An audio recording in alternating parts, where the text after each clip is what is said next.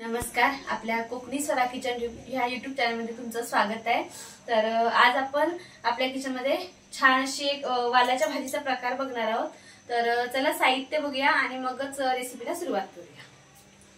तर इथं मी वालाची भाजी बनवण्यासाठी सफेद वाल जे आपण वालाची भाजी बनवण्यासाठी घेतो ते घेतले आहेत। छान असे मी कुकरला लावले होते, 3 ते 4 शिट्ट्या केल्यात। अशा प्रकारे आपल्याला शिजवून घ्यायचे आहेत। सालं नाही काढलेत, मी जशी लग्नाच्या पंक्तीला करतात तशा पद्धतीने करणार आहे।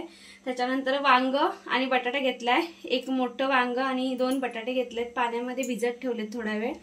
आणि फोडणीसाठी बघूयात आपण इथं मी एक छोटा कांदा घेतला होता बारीक कट करून, 4 ते 5 लसणीच्या पाकळ्या ठेचून घेतल्यात। 2 टोमॅटो छोटे होते म्हणून मी 2 टोमॅटो घेतलेत बारीक करून। आणि त्याच्यानंतर इथं मी आपलं जे घरगुती काळं वाटण असतं ते मी घेतलंय। ह्या वाटणाचा व्हिडिओ ऑलरेडी आपल्या चॅनलवर आहे, तुम्ही तिथे जाऊन बघू शकता। तर लगेचच आपण आता भाजी बनवायला घेऊया। तर मी इकडे पातेलं गरम करायला ठेवलं होतं। पातेलं छान गरम झालं की त्याच्यामध्ये तेल घालायचं आपल्याला। हे तळणीचे तेल मी ठेवलं होतं, तेच तेल मी इथं वापरणार आहे।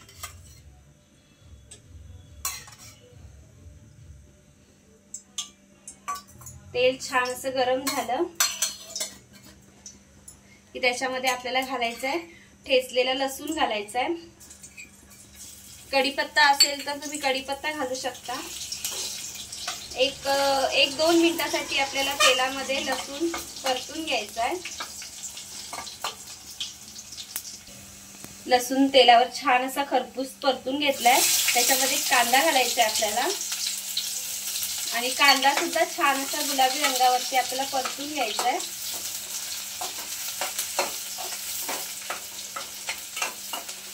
एक 2 ते 3 मिनिटासाठी छान असं लसूण कांद्याचा फ्लेवर तेलामध्ये उतरलाय।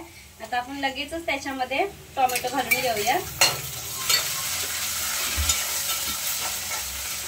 टोमॅटो सुद्धा आपल्याला छान मऊ होईपर्यंत 1-2 मिनिटासाठी शिजवून घ्यायचा व्यवस्थित।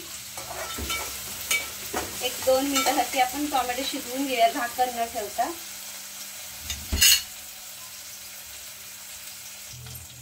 छान असं आपण टोमॅटो वगैरे सगळं शिजवून घेतलंय। त्याच्यानंतर आपल्याला सुके मसाले घालायचे। सुके मसाले आपले दाखवायचे साहित्यामध्ये राहिले होते। छान असे सुके मसाले घातलेत। त्याच्यानंतर गोड वाटण घालायचंय, मिक्स करायचंय सगळं कांदा टोमॅटो सोबत, कारण आणि गोड वाटण आपण भाजून घेतलेलं असतं त्याच्यामुळे त्याला जास्त भाजायची गरज नाही। लगेचच आपण ह्याच्यामध्ये पाण्यात मी धुवून घेतली होती वांगी बटाटे, छान असं टाकून घ्यायचं त्याच्यामध्ये आणि छान वाटणाबरोबर पाणी न टाकता आधी मिक्स करून घ्यायचे आपल्याला। सगळं एकत्र मिक्स झालं की जे आपण वालामध्ये पाणी ठेवलं होतं उकळताना ते घालायचं याच्यामध्ये थोडंसं।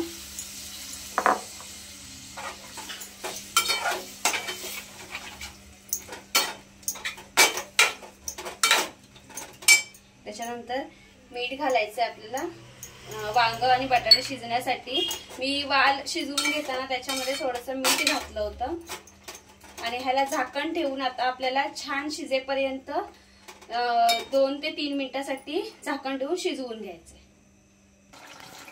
तर 3 ते 4 मिनिटांनी छान असा बटाटा शिजलाय 90%। आता आपण ह्याच्यामध्ये शिजवून घेतलेले जे वाल होते ते घालायचे,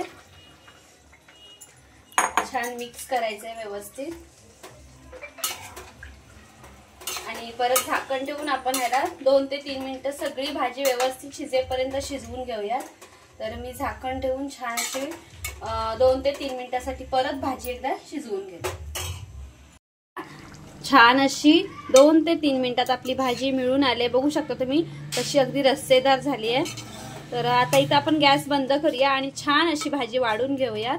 तर तुम्ही ही भाजी भाकरी भात कशासोबतही खाऊ शकता, खूपच छान लागते। लग्नाच्या पंक्तीत मिळते तशी वाल बटाटा आणि वांग्याची भाजी बघू शकता तुम्ही रसरशीत। इथं आता मी गॅस बंद करते, छान अशी वाढून घेते।